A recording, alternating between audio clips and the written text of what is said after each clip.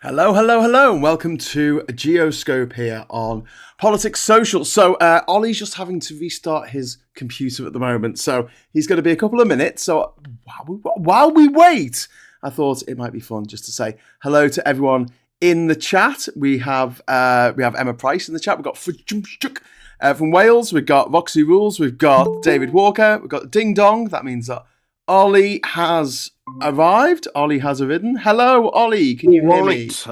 Hello. How you doing, matey? I've been up and down today. You've been up and down? Yeah. Oh, dear. Oh, dearie me. Yeah, you're looking a bit worse for wear, mate. Are you a bit under the weather? Just a bit. I caught a cold on Monday, and it really sort of hit me today, but I've sort of come around a bit more now. So. Oh, bollocks. Have we got you off your deathbed to come and do this show? I feel guilty now. No, I'm all right. Like I say, I was about this afternoon. I was thinking, am I going to be all right? But no, about this afternoon, that's where I've started to sort of come around really more. Yeah. So I'm all right now. Okay, but I'm just a bit, full of the joys of flu. The joys of autumnal fresh as flu. Okay, well, listen, we're going to start in a moment. I was just saying hello to everyone. I don't know how far down the list I got. David Duncan, Serendipity Journey, Simon, Anya, Pete's Music in there, Dark 4x4, Jan Wallace is in there, BowlerHatMan, whoever that is. We've also got Pete's Music, Tripod 9000, Blue Badger 88, and we've also got One Angry Pagan, who's been a member for 17 months. That is very impressive. Thank you very much, One Angry Pagan. You can have a super chat animation. Let's have a look. If you would like to join us on the show in the chat here, ask us questions or comment on what we're talking about, simply press the subscribe button and wait for 30 seconds, and you'll be able to join the chat. And everyone's very welcome. You're jittering. Is that actually your flu, or is that like just the refresh rate or something? Maybe probably just the refresh rate. Oh dear. Oh dearie me. I've got my good old cup of Lemsip. So, yeah. Not only have I got my good old cup of Lemsip, I've got my other secret brew. That'll definitely see me through. I'm going to try and just alter this a little bit and see if it makes it a bit better. And I'll close that. Okay, I know that's there. That's fine. Okay, right. That's a little bit better. Just a bit dark, that's all. Just a bit dark. But then again, it is a dark and stormy night. Yeah. As in, it was a. So, anyway, Ollie, should we kick off with Trump and Elon Musk? Oh, yes. This has been a weird week for US election stuff, because you've had Trump working at McDonald's. Yes. McDonald Trump. See what I did there? Yeah. And he had this weird fixation of everyone who came to like the window, and he was like, who he was like serving, he was like, oh my God, you've got such a lovely family. Oh my God, you lovely family. Oh, you love. And it's like that. What a creepy really weirdo. Weird way to sort of meet everyone. Yeah, but this is like Kemi Badenoch. Oh, I'm at working class because I'm at McDonald's. Do you know what I mean? That's like what the working class do. It's like these, these elites who go to like boxing matches because that's what a working class person does. And they it's just, worth bearing in mind that the director of Lock, Stock and Two Smoking Barrels did actually go to private school. Anyway, Punninator, thank you very much. Member for 7 months. 7 months, brilliant. Thank you, Punninator. Urgent question: Where's the bowler hat, man? I'm ill, so I'm allowed one off. Okay. Emma Price has been a member for 15 months. We're getting loads of membership things today. Brilliant. Ollie looks like he's in Rees Moggs's living room. Yes. Or Rees Moggs' slaughter room. One of the two. And number 3 is telling us the correct spelling of Zelensky is with 2 Y's. It probably is, but there's a few different ways of spelling it. And I needed... You're going to probably get a bit annoyed about this, but I needed like to reduce the number count the word count, the character count. So I just got rid of one of the words. Anyway, moving on. So yeah, Elon Musk is trying to literally influence the voters of Pennsylvania with money, and whoever wins Penn State wins the election. That's it. That's it. Whoever wins that state wins the election. Do you think he's going to Do you think he's going to get done? Do you think what's going to happen here? I think he is, because I think he's caused enough problems here. But this is part of a larger story that's going on, because Elon Musk has set up this new political action thing, or what they call it in America, political action committee, a PAC. Yeah. So these PACs they're affiliated with, Trump, Harris, whatever. But instead of giving money directly to like Harris or like the Trump campaign, you give money to these PACs. And of course, the more PACs you can have, you can potentially have like a couple of these spread out across the campaign. They gather a lot of money during these big campaigns. And of course, they're meant to be spending this money for getting their particular candidate elected. And in this case, you've had this Trump PAC by Elon Musk, which is America. I think it's America PAC. Yeah. I believe it's called. You've got to be, this is the thing, you've got to be a registered voter. Yep. And you're not allowed, it's against the law in America to give out money to vote for a candidate or to register to vote. And that's why when Ben and Jerry's did a thing about 12 years ago where they were trying to give out like free ice cream to anyone who registered to vote, it wasn't quite legal. I think they might have gotten into a little bit of trouble, but it wasn't like $1 million freaking dollars, which is what's on the table here, what's on offer.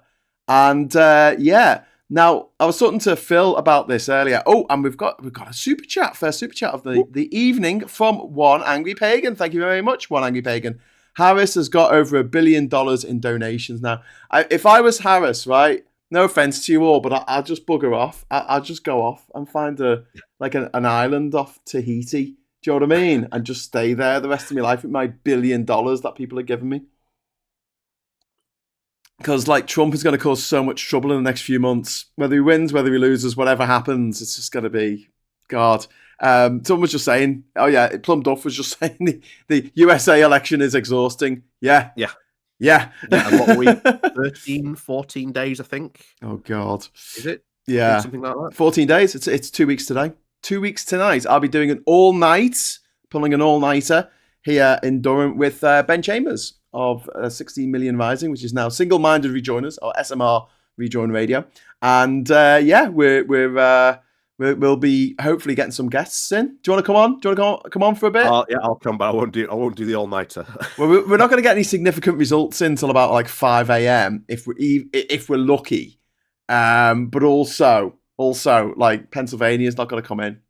I guarantee it. It's going to be weeks. It's going to be literal weeks before they get a result because of all the court issues. But yeah, I was talking to Phil this morning, and he was saying that because this is illegal, what Elon Musk is doing, or dubious, then the results when they come through of the Pennsylvania vote could be objected to by the Democrats. The Democrats could take the Republicans to court in an inverted thing to what happened last time. Anyway, we got Gareth T. You can have my wife's uniform. She hates it. I think he's talking about McDonald's there, Mickey D's.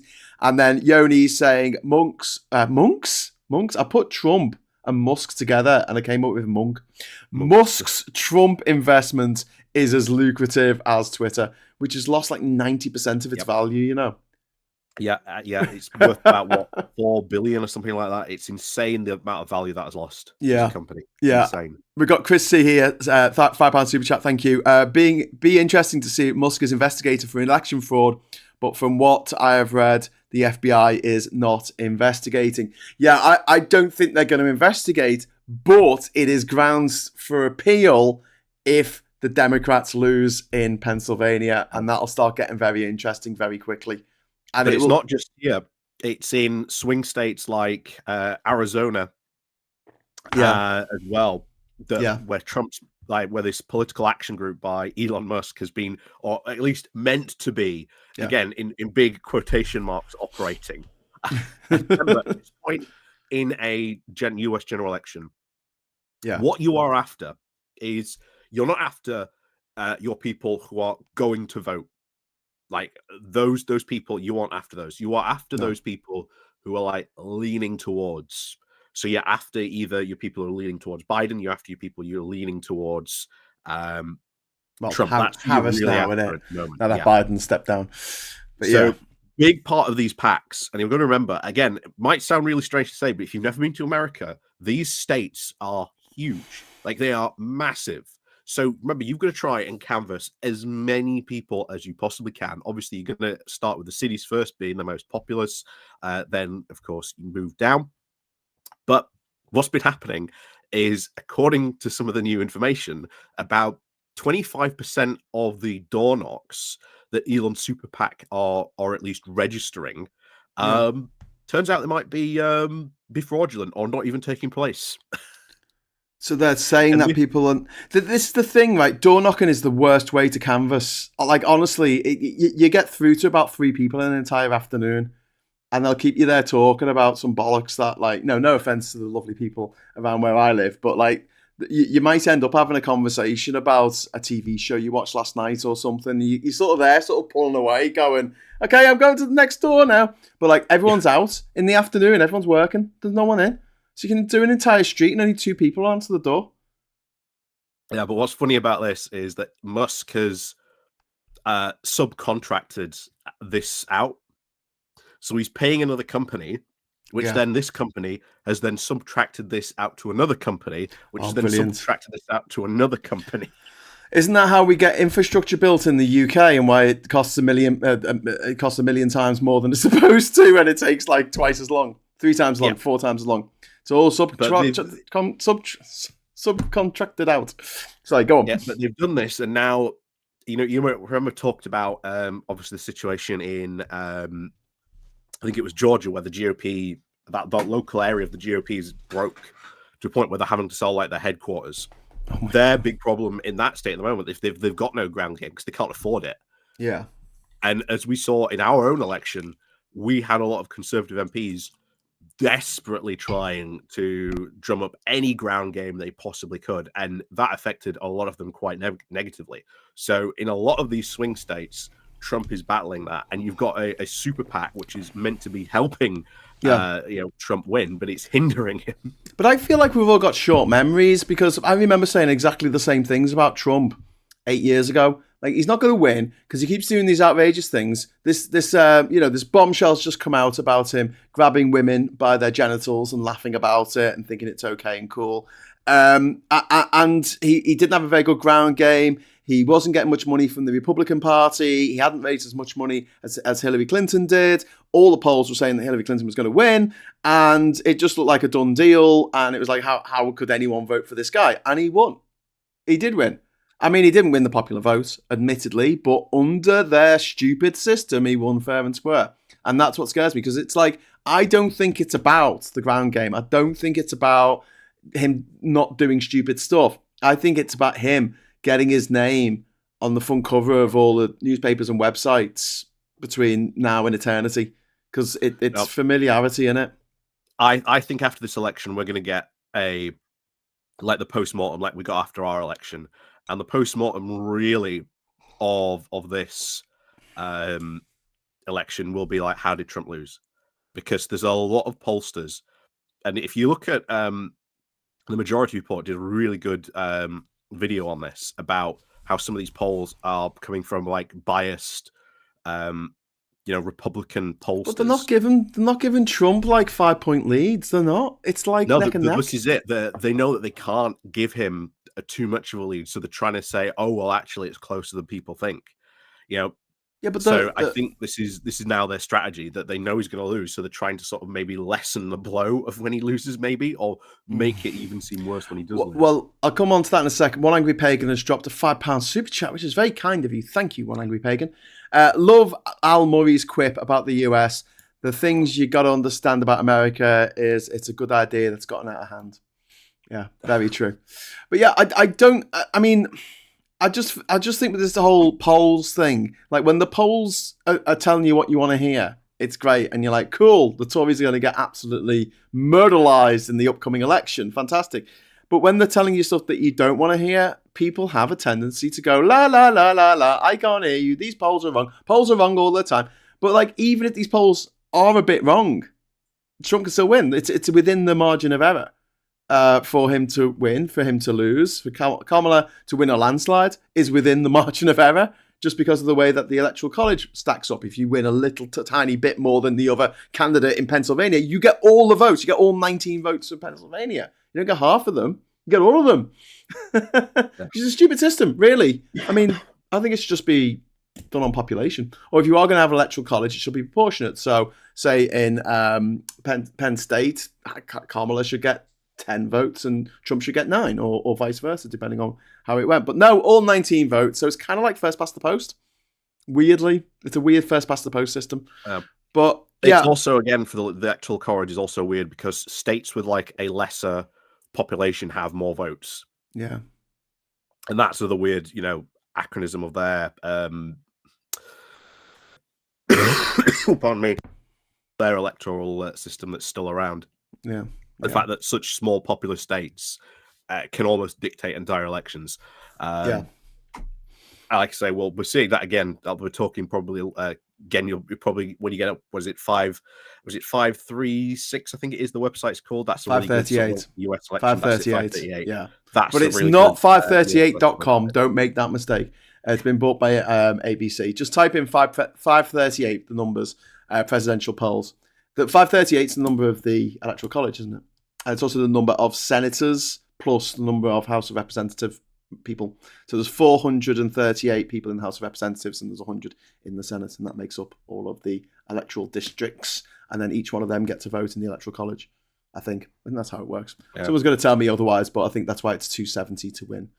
Another thing I think a lot of people are sort of, again, I think making him out of a molehill is they are saying, oh, but as you said, everyone's doing this in 2016.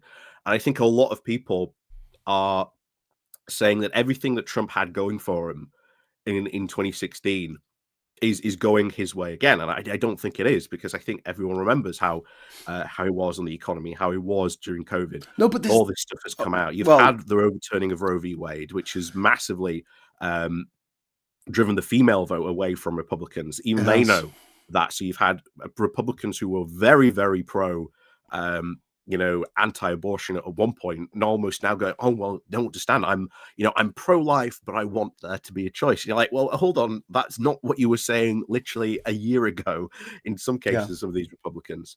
But I do think there's a lot more stuff going against Trump than there is. I think a lot of people are, applying this like it was 2016 all over again. Trump is a known entity, he's a known quantity.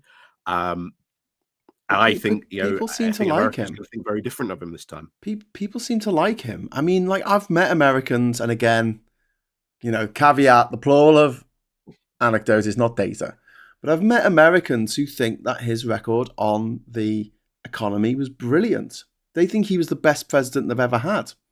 They can't tell me anything he did that was particularly good.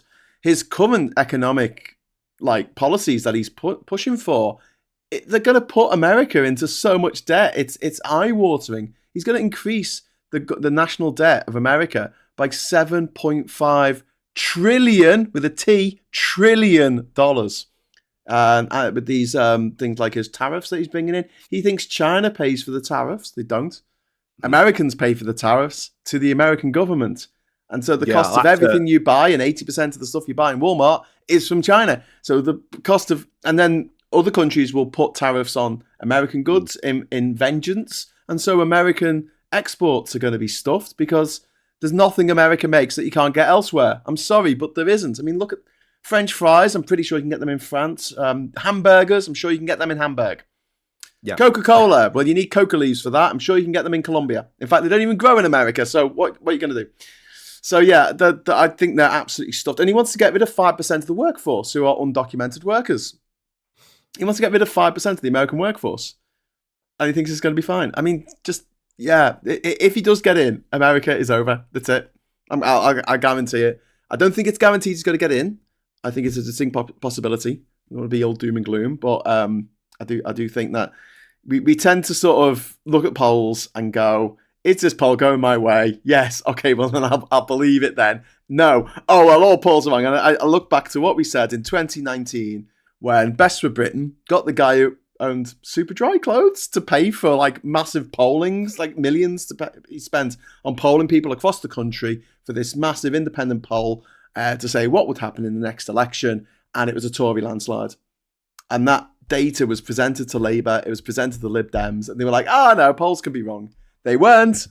They were absolutely dead on. And maybe if they'd acted on that, it would have changed things. But well, like I say, you and I both know that, you know, what Labour was like during that time. There's the whole basic idea that, you know, how can, you know, our god granddad, our super granddad lose to, you know, the buffoon that was Boris Johnson. But well, I didn't understand, of course, at the time what Boris Johnson was saying. And if you've seen Boris Johnson's book, he said, "Oh, well, I could have easily won this election." I don't think he could have. No, I don't think he could have at all. Absolutely no. Absolutely it's a fundamentally different picture. Than, of course, 2019. And you know, while you should, polls are good. Sometimes they can be wrong. Sometimes they can be right. Sometimes there's a margin error. But you know, I think someone's put it in a super chat. Actually, I can't remember where you were now. I saw you. That's it, Puninator. Yeah. Oh, I was going to read that out when you finished. Do you want me to read it? Puninator, thank you very much for the £10 super chat. As a mathematician, polls don't predict the future. They tell you where we've been in a loose way. If you know how to read them, they have some use, but they're not the be-all and end-all. Yeah, I absolutely agree. They're not always right, but generally speaking, they'll give you some idea of the motion, you know, the trajectory.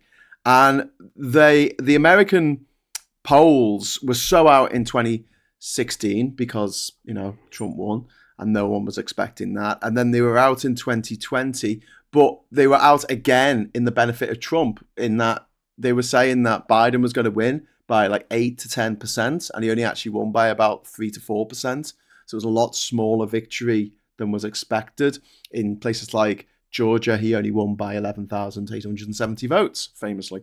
But then in 2022, the polls are pretty accurate. The Republicans were running around going, oh, it's going to be a red wave, it's going to be a red tsunami. And it wasn't. It wasn't at all. But the polls did say it wouldn't be, if you paid attention to the polls. That is worth reminding people that, you know, these pollsters who were predicting like there's going to be this massive red wave, that never materialized. Yeah. But I think that was more the Republican Party than the pollsters, looking back. The polls were pretty accurate. One Angry Pagan's putting out a good point about a possible Blexus in this election. Cruz has flopped. This is Senator Ted Cruz in Texas, who is coming under an incredible challenge from a Democrat who's standing against him in, you know, blood red Texas. Looks like there's a chance, and obviously, you know, Cruz is still ahead in the polls, but there's a chance that not only will they vote for a Democratic senator, something they haven't done since, like, I don't know, the 60s or something, when the Southern Democrats used to be a bunch of racists. How things have changed. And also they might vote for Kamala Harris. That would be phenomenal. I mean, imagine if, like, Trump's doing all this, like, oh, I'm gonna take Pennsylvania, and he makes a big hoo-ha about it, and he has Elon Musk, he has court cases, he's stacked up everyone in the Supreme Court, and then he loses Texas, so it doesn't matter. Yeah, I mean, I think this is possible.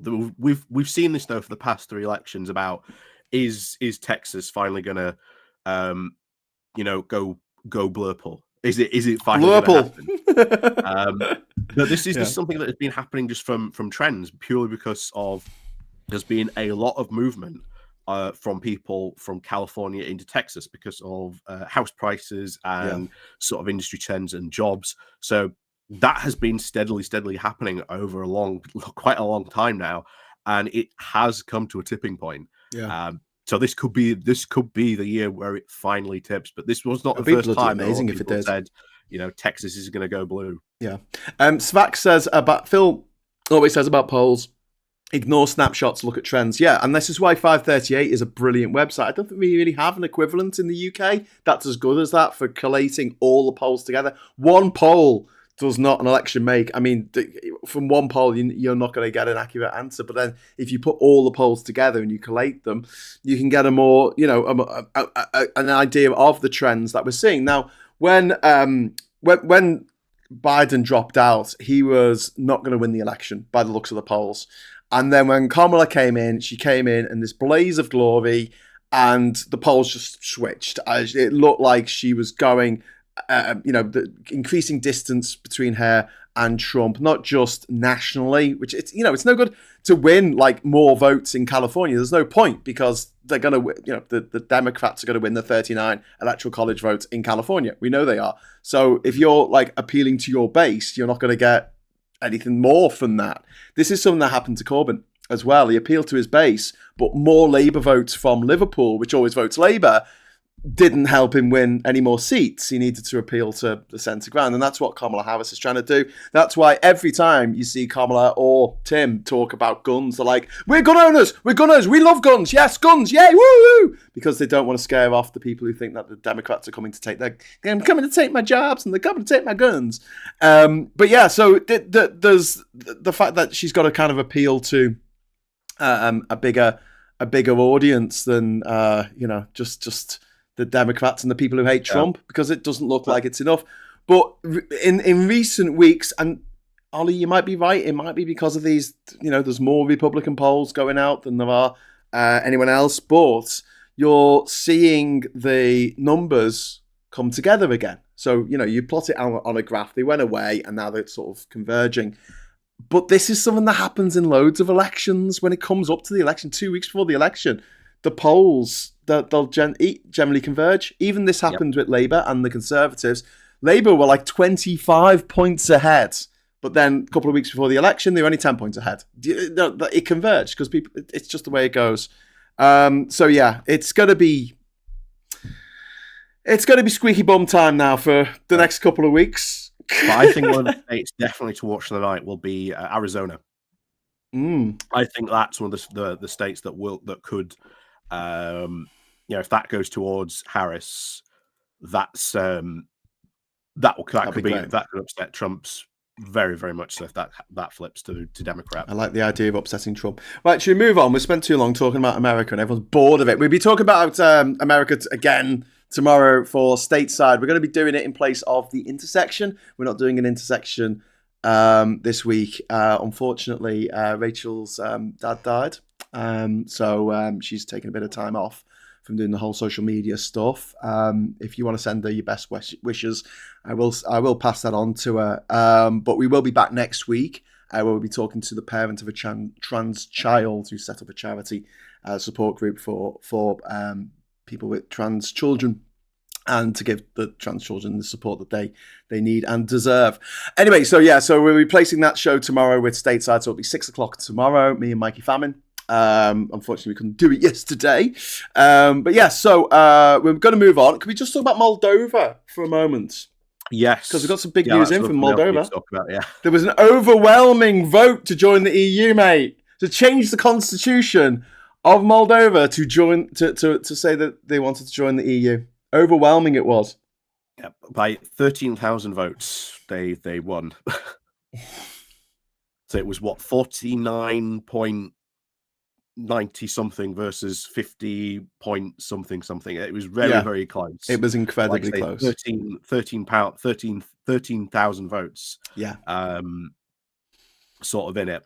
Yeah. But it's kind of funny watching GB News complain about how Moldova's going to join the EU, even though like there's this majority of like 49% that don't want to join the EU. A majority. Yeah, but 52% is a supermajority. It's the biggest vote in all time ever. But what was interesting about this vote is that the Russians were trying to diddle it, and they were beaten. This is brilliant because they were bringing millions and millions of dollars into the country, or euros or whatever, bringing loads of money into the country. So these Russians were flying into Moldova via a place like Turkey and bringing all this money in. And they started noticing it at the airports. Like people just use big wads of money, and they were always Russian, and they'd never been to Moldova before. And there was just like loads of red flags, and they started confiscating the money. And in one day, they took over $1 million, like $1 million in a day. are just like, Russian citizens coming into the country of Moldova with this money for someone. It's not just that. I think the BBC actually filmed the interaction of someone from Transnistria saying that they were paid like 1,000 rubles to come and vote. Oh, wow. So yeah, Wow. it's but we've talked about this before about, depending on how Ukraine shapes out, Moldova and certainly Georgia are probably on the hit list for Putin next, potentially. Well, yeah, I mean, Georgia's already been hit by Putin back in 2008 when he took South Ossetia and Abkhazia. So he took a third of the entire country. Do you know what I mean? That's like taking the entire north of England. Just another country turning up, taking the entire north of England and going, we'll have this. Because the people here feel more French or Norwegian than they do English. And it's like, no, they don't. What are you talking about? Yeah, bring back the Dane law. Yeah. That's right. Bring back the Dane law. Yeah. Puninator, thank you very much for the super chat, mate. Theory, a Trump second term could benefit the US by him causing another civil war, which is why the Dems win and they push through big progressive policies in the aftermath. That's a very dangerous road to go down, because America having a civil war will lead to Russia having the gloves off. Do you know what I mean? Yeah, not only just Russia, but they'll nuke North Korea. They'll start China. dropping nukes. Russia will start dropping nukes on Ukraine, I guarantee it, if Trump gets in. And China will invade Taiwan, which they've been threatening to do for decades now. Thanks to everyone for the condolences to Rachel. I will pass that on for you. I did ask her before we did the show if it was okay that I mentioned like why she was off this week. Her dad had dementia for 10 years, so I know how she feels. But still, it's one of those things where it's kind of like it's you kind of, in one way, you're a bit relieved that they're not suffering anymore, but at the same time, it really does hit you like a ton of bricks. So it's really sad. Andreas Wolf is saying that 52-48, yeah, the infernal ratio. You're only saying with that referendum result, it's at least possible to make, considering EU membership constitutionally allowed. That's all. Yeah, I know, it's a change to constitution. It's not like they're going to join the EU tomorrow. It's still going to be a long road for Moldova. It's just they're going to change the constitution and say it's an aspiration to join the EU. There's nothing constitutionally stopping Moldova from joining the EU now. Frischem Stuck over in Wales is saying, I heard Moldovan customs officials got a bit suspicious of one of the Russians asked the way to Salisbury Cathedral. David Hardo wants to know, Ollie, are you at an Adele concert? Are you at an Adele concert? No. Hey, Ollie, what do you call a laptop that sings? Adele. Oh. It's a Halloween. It's a Halloween special. He's got little pumpkins that he's carved in the fire in the background there. My friends from Romania are happy with the result, says Pikachu. Puninator saying, not trying to say it's an overall good thing, but it could happen. What? Puninator? What? Oh, about the civil war. No, I understand that. I genuinely think that if Trump gets in, there will be violence.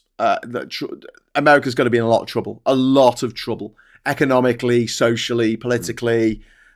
It's going to be in a lot of trouble, and things will go to shit very, very fast. And I don't think that most people who live in the West, live in the US, or live in Europe, really know how much they rely on there not being a war.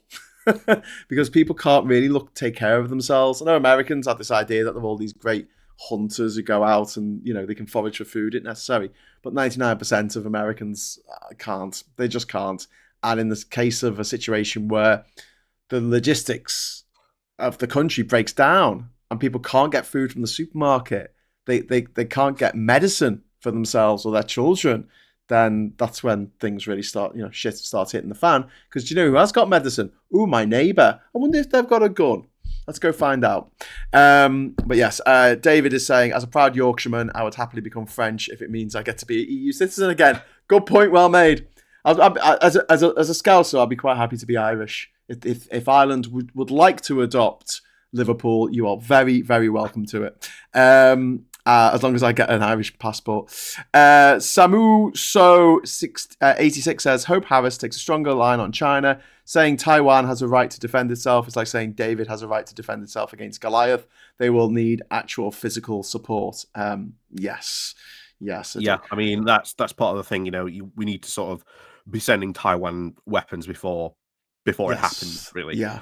We know that Xi has said that he wants the military to be ready for an invasion. We were talking about this last week by 2027, which is 2 years away. Shit. We are, that window is rapidly closing, and there needs to be, I think, a really serious look about what actually gets sent there, what defense they have, and of course, in the eventuality that something does happen, what is then going to be the response? And I've said it before, I think if China goes for Taiwan, I think at that point North Korea is going to probably invade South Korea, especially as the fact we've found out recently there's now over 11,000 troops now apparently training with the Russians. Yeah, but they're all going to Ukraine, getting smacked. Should we talk about Ukraine? Should we move on? In fact, just let me. Duke Vengeance is making a good point. Ollie looks like he's about to get a dusty tome from the shelf and begin reading while swirling a glass of brandy. I don't have a glass of brandy, but I've got a nice cold glass of Lemsip. So yeah, talking about Zelensky, give us nukes or give us NATO, and you prefer NATO. So tell us about this. Yeah, this we've talked about this before. But one, you go back to the 1999 when Ukraine sort of got its independence. It ended up sort of, I don't know, the nukes ended up being on the wrong side, shall we say, of the Russian side. And they ended up with the vast majority of the Soviet Union's nuclear arsenal. Yeah. And what was happening, especially in the early 90s, there was a lot of panic. There was a lot of fear stories about, well, what happens if there's a rogue nuke? What if one of these nukes goes missing, gets, taken by a terrorist organization, ends up in the quote, the wrong hands type of thing. So there was a lot of panic at that time. Yeah. What essentially would happen. And this idea about them having it's possible to have a suitcase nuke, which I still don't think is a thing. I mean, it would set off the radiation detectors miles away. I don't think anyone's found a way of actually transporting nuclear material in a way that's not going to raise alarm bells. Yeah, and you've got to remember that was like the early 90s. Yeah, but if you've got to look back at that at the time, you can look back at TV news, radio stuff. You can see a lot of people worrying and panicking about what does this mean for the nuclear arsenal, of the Soviet Union now that it's fallen. What happens to all these nukes? How do they know, where all those nukes are? So there was, of course, this pretty much was an ultimatum really delivered by the Western sort of countries that basically said, well, look, Ukraine, you have all these nukes. Tell you what, give them back to Russia, and in return, we'll sign security guarantees to make sure that if you are invaded, we'll come to your aid. And this is really now sort of where we are. That Ukraine has been, it's been attacked, it's been invaded by Russia, and we are now, I think, by these, international laws and stuff that we have here, probably international agreements that we signed, we should be really helping, Ukraine in every single way we possibly can. And we've talked about this before as well, that, if, let's say, the wrong lesson gets learned, that actually smaller countries do need nuclear weapons to defend themselves against larger nuclear weapons, then what does this message then get sent to other countries, maybe like Ukraine, that go, oh, well, actually, we're on the doorstep of another, big power that has a larger army. Maybe we need a nuclear weapon. And this leads to more nuclear proliferation. And I think Zelensky is basically saying, hey, look, we either need really strong commitments and guarantees that we will not be attacked again, or we get nukes. And then we know and we'll guarantee our own safety with those nuclear weapons. And of course, there are problems with, Ukraine joining NATO. It's not just the stuff that's going on in the Donbass, it's Transnistria as well that stops them joining, because remember, you cannot join NATO if there is an ongoing conflict or ongoing territorial disputes. So that is, something that does stop, them joining. But I pretty much do think there would be some way we could say, well, look, if you do get attacked, then, other countries will sort of respond.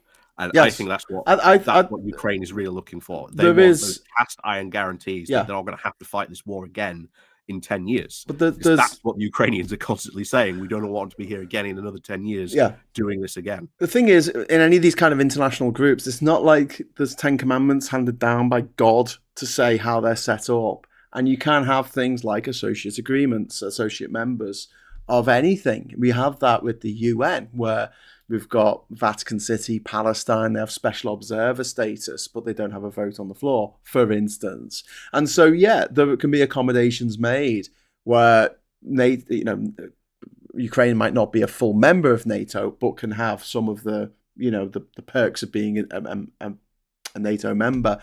Commander Max Headroom, thank you very much for the £5 super chat. That's very kind of you. And so Alex French, was it? Someone said that Zelensky is a dictator, though. What? Do you mean the democratically elected leader of Ukraine? I think you're spouting some Russian propaganda there. And I'd rather you didn't do that on this channel, because literally there's about 1,000 other, pro-Putin, pro-Kremlin, pro-Russia, pro-USSR, pro-KGB, throwing all your opponents in jail or out of a window channels all over the internet for you to choose from. In fact, go over to see Elon Musk on X. He's got loads of nice things to say about Putin, because he's a scumbag, and scumbags stick together. So just say that.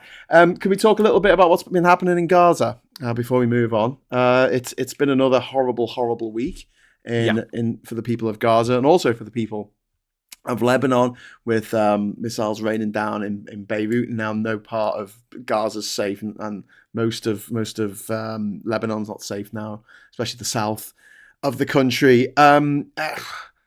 Do you see this running out of steam? I mean, what? It's America. America has, it's Biden. Biden has to he's the one who can rein Netanyahu in. He's the only one who can. But it's the U.S. elections, and traditionally at this time, any U.S. president is a lame duck.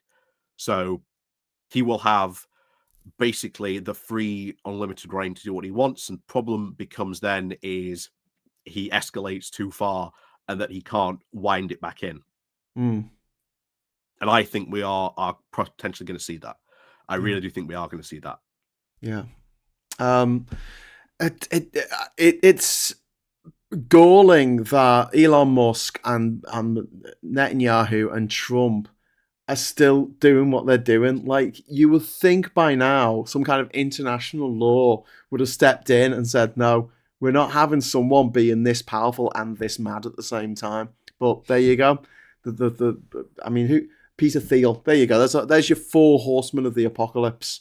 Yeah. The 4 horsemen of misinformation, disinformation, war, famine, pestilence, anti-vaccine, and death. But yeah, they're just it's galling to see that, and knowing that we can't do bugger all about it. I mean, we can lobby our MPs to do more, but at the end of the day, I mean, even if Labour were to put sanctions on Israel, which I'd quite like to see at this point, is it going to stop them? Are they? I mean, I've seen interviews with Israelis who were just absolutely gung ho for just annihilating all of Gaza. Yep. That's how they're going to win this war, which doesn't bode well for things. Right, talking about not boding well for things, we've got 15 minutes left. Can we talk a little bit about India and Canada relations hitting rock bottom? Yeah, India and Canada are falling out with each other massively. this obviously goes back to last year, where a Sikh activist, again, Canada has a very, very big Sikh population. Most of them are from India. There's been a big exodus from India of these people to Canada for the sole reason, the fact that Modi, the current prime minister, president of India, is a Hindu nationalist.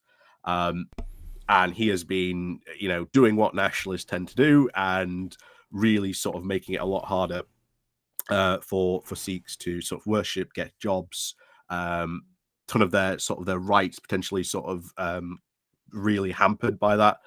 And this has now led to obviously dissidents fleeing sort of India, and one of the places that they have gone to is Canada. And like I say, last year there was a murder of one of these activists, and there was always this: was Modi involved? Yeah. Or how much was the Modi government involved?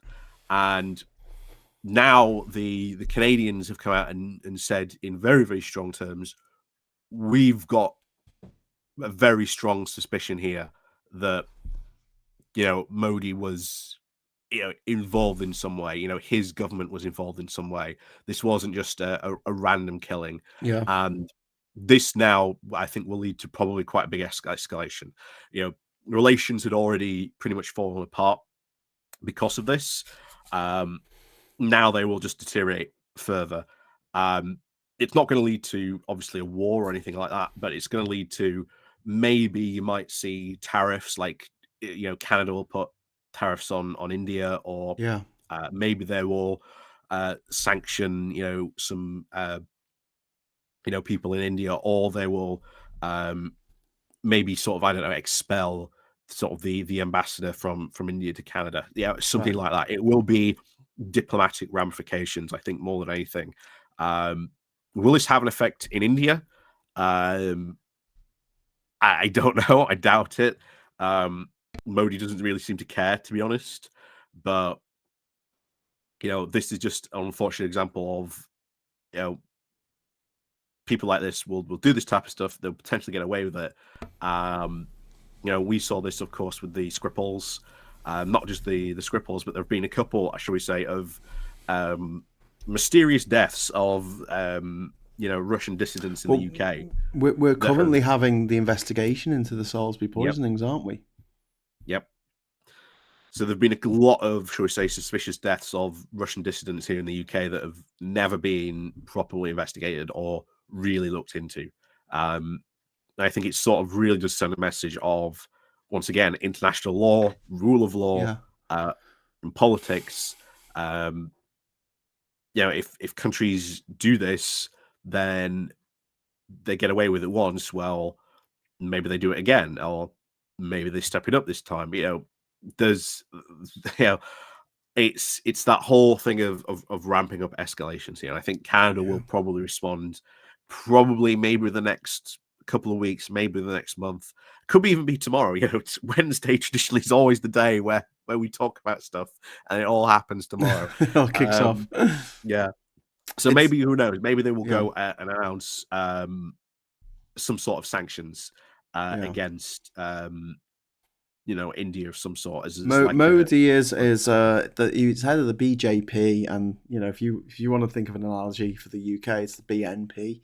They're a nationalist party, a Hindu nationalist party that just want things to be great for Hindus and don't give a damn about the Sikhs, about the Buddhists, about the Muslims, the Christians, the Jains, the Zoroastrians, and the kaleidoscope of other religions, including people with no religion, who live in what's supposed to be secular India, in which the government is supposed to look after all of its citizens, and he's not been doing that. And this goes back to 22 years ago, in February 2002, when he was the governor of Gujarat province in India, and there was a riot in a place called Ahmedabad, and it resulted in the death of over 1,000 Muslims. It was a sectarian riot, and he was the governor, and there were suspicions that he was involved in stirring up this hatred and causing that riot to take place. And he's never been brought to book for that. He's never had to face justice, and that was 22 years ago. He's been the Prime Minister of India now for several years, and he is just a gobshite. He's a friend of Putin, obviously. I mean, look, if China want to introduce sanctions on Modi and his government, I'm happy for Britain to join in with that. But the problem is with sanctions, they generally don't hurt the people at the top. They just hurt the people at the bottom. And there's a lot of people just in India a further update. The trial of this is currently ongoing in Canada. The people involved have pled guilty to the contract killing, but they won't say who's hired them. Yeah. So right. But this what a time to be alive. Apparently, Eminem is going to be introducing Obama tonight in Detroit. And Musk's pro-Trump super PAC has so far spent $110 million. Something that would have been illegal 15 years ago. But then we had that Citizens United verdict by the Supreme Court, who said you can just get... Do you know what? Just take stupid money off anyone, because that's good for democracy. Let's have a society in which the rich get to dictate what everyone else has to do. What could we call such a thing? Could we call it an oligarchy? Would that make them oligarchs, the people who are doing this? The thing you got to remember about Musk as well is, like Murdoch, he is a foreign national living in America. Yep. Who has just a disgraceful amount of power over the heart and soul of millions of Americans. And considering how much they're told to hate and fear and loathe immigrants, it's quite rich that the people who are telling them this are actual immigrants themselves. So Alex French saying, watched Obama last night, what a legend. He's very good at this. Shame he couldn't run again, but that's it. 2-term limit over there at the moment. And there's I'm just seeing if there's any news stories that we missed over the last week. This is actually quite good. We mentioned this earlier in the show about Russia is now having, well, not only have Russia been buying armaments from North Korea, but they've now also, as we said, got troops potentially from North Korea and maybe using them in their war. Well, we've just had the president of South Korea now talking about sending a lot more aid to Ukraine. Oh, brilliant! So that I think is I think it's going to be a heck of a lot more useful to Ukraine than those troops. But obviously, South Korea, probably, if you look in Asia, certainly one of the biggest sort of countries around in that area that is definitely helping Ukraine. They've given them a lot of artillery ammunition before in the past. If this results in them giving even more ammunition, maybe more weapons and stuff like that, maybe more equipment, I think that's going to be very good. It will be good. Ukraine. Will be good. We're doing another Christmas run to Ukraine this year, so I'm going to be setting. You okay, mate? Yeah, I'll be setting that up. I'm not doing it. I can't do it this year, unfortunately, because I've got family commitments. But we've got someone going over there. They're going to be taking over 2 SUVs stuffed full of presents for kids, and they're going to be leaving the SUVs over there and flying back. So it's a hell of a project. We're going to be a small part of it, but look out for that. Well, I'll be doing more about it in the coming weeks. Trump's going to go on the Joe Rogan podcast. Oh wow! Well, that'll be a real meeting of the minds, won't it? Wow, that's like, what's the opposite of your ultimate sexual fantasy? That is like my opposite of that. That's like, if I did want my my equipment to retract into my body for all eternity, I'd watch that. Oh my God, Jesus. Talking of equipment, Donald Trump got up this weekend and started talking about Arnold Palmer, the legendary golfer, talking about the size of his dick. Oh yeah, in front of an audience of people who are like, "Yeah, we love this." Oh mate, wouldn't you take the car keys off him? Never mind, like the nuclear codes. Yep. Yeah. Yoni saying no matter how much they defend, none of the troops will ever return to North Korea. They've seen too much. True. Super Tiny 818 says 8808. Sorry. Trump was impressed by the little French fries shovel thing and admitted he didn't normally get French fries because he thought they shoved hot chips in the carton with their bare hands. Talking about McDonald's. Jesus. Samuso86 says, what worries me is that nations that could cozy up to Putin could be a force greater than NATO can stand. Well, yeah, I mean, India, Russia, China together. That's a bit grim. Billy says, I can't recommend what's going on with shipping highly enough. Global trade eye-opener. Super Tiny says, could professional golfers always use the communal showers at the club? That's a point. I would demand, yeah. Alex French is saying, isn't Joe Rogan that evangelical guy? That's a total knob. I don't think he's an evangelical. He was an ex-WWE commentator or something, and now he's got a podcast where he gets various crackpots, anti-vaxxers, right-wingers, general scumbags to come on and preach their hate. But occasionally he has someone like Neil deGrasse Tyson on to talk sense, and he goes, oh, it's all balanced because I do this. But he also often platforms, and he has one of the biggest podcasts on the planet, he often platforms on his podcast some truly reprehensible characters. So not great. Christopher says, I've never been more convinced that Trump is probably hiding that he was kissing men at the Studio 54 club in the disco era. Are you going to go and see The Apprentice? No, the film. It's not my thing. I might go and see it. Never been my thing. The Apprentice. I mean, it's interesting, but I prefer Dragon's Den. No, I mean the film. The film, The Apprentice. Oh, The Apprentice. Oh, right, okay.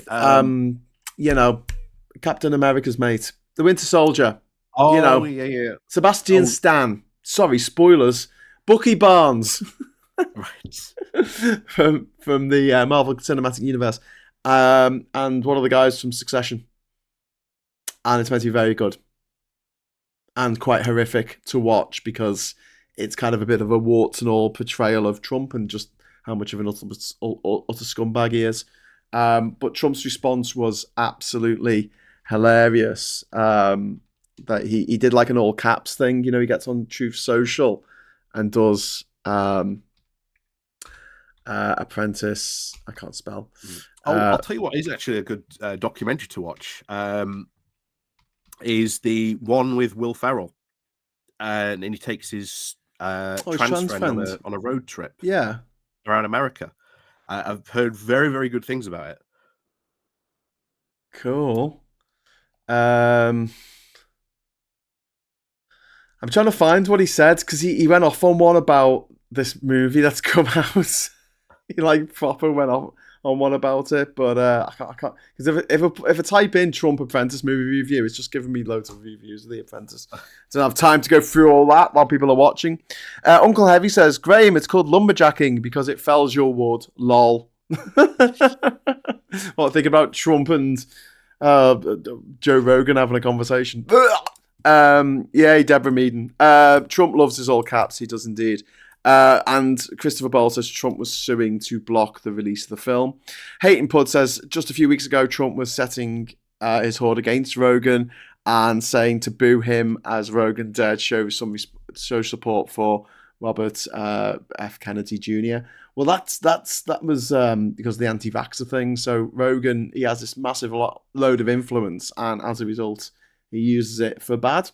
He uses it for evil, and he tells people not to get vaccinated, which is a shit thing to tell people, especially when rates of polio are going up around the world because kids aren't getting vaccinated.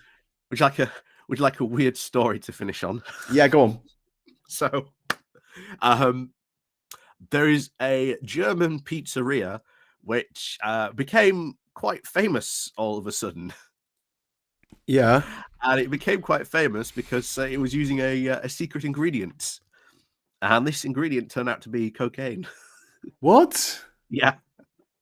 This German pizzeria had been sprinkling cocaine on people's pizzas to make them addicted to their pizzas. So they were coming back. Jesus Christ. That's mad. That was my only brush with illegal narcotics was when I was in Cambodia over 20 years ago, and I went to this place. I've told you this before. I went to this place called the Happy Pizza place in Siem Reap, and I went in and I said, "Can I get a special?" And they went, "Yeah. Do you want it happy?" And I said, "Yeah, I'd like it extra happy, please." Because I was just like a naive fool who just thinks, I thought they were going to like draw like a little happy face in the pizza or something was getting lost in translation. But no, basically the fat, not the fat, but the oil that they cook it in is like basically cannabis oil.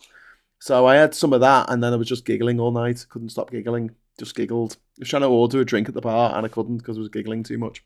Yeah. Fun. Okay, so we're going to leave it on the review of the movie The Apprentice from Donald Trump. And this is what he says. He says, a fake, capitals, and classless, capitals, movie about me called The Apprentice. Do they even have the right to use that name without approval? Question mark. Will hopefully bomb, in inverted commas. It's cheap, defamatory, and politically disgusting hatchet job put out right before the 2024 presidential election to try and hurt the greatest political movement in the history of our country, Make America Great Again. So I don't think he was very impressed. He added, my former wife, Ivana, was a kind and wonderful person.